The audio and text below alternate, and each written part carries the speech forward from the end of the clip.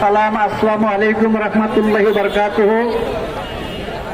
আজকে ইসলামের মূল, ইসলামের প্রাণ সুফিবাদ, সেই ইসলামের প্রাণ সুফিবাদকে এক শ্রেণীর আলেম নামক জালেমারা এই বাংলা থেকে বিতাড়িত করার জন্য ওলিয়া আউলিয়াদের মাজারের উপর, ওলিয়া আউলিয়াদের উপর আক্রমণ করে চলেছে।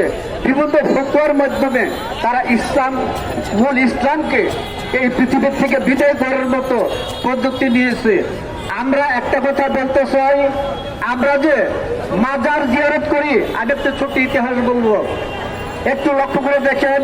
ফতোয়া স্বামী জিয়ারতুল কুবুর অধ্যায়ের মধ্যে হযরতে সাইবা রাদিয়াল্লাহু তাআলা বর্ণিত হাদিস হতে জানা যায় যে আমাদের নবী করিম সাল্লাল্লাহু আলাইহি সাল্লাম বছরে একবার উহুদ যুদ্ধের শহীদদের মাজারে যাইয়া সেই মাজার জিয়ারত করতেন এবং হযরত মা ফাতেমাতুল জোহরা আলাইহিস সালাম সেই উহুদ প্রান্তরের মাজারে জিয়ারত করতেন।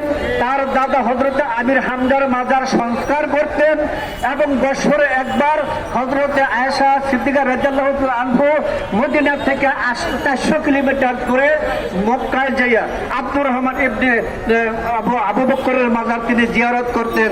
তাহলে আমরা দেখতে পাই নবী করিম সাল্লাল্লাহু আলাইহি ওয়াসাল্লাম ধরে সাহাবা-কেরাম এবং তার স্ত্রীগণ পর্যন্ত সেই মাজার জিয়ারত করেছেন। মাজার কি শিরক হয় নাকি বলেন দেখি?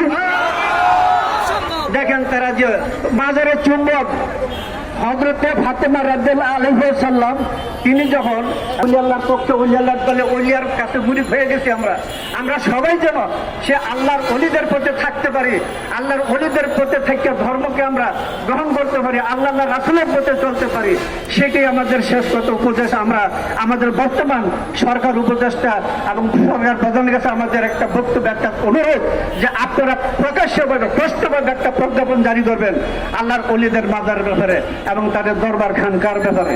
এই বলে আমি শেষ করছি। আসসালামু আলাইকুম ওয়া রাহমাতুল্লাহ।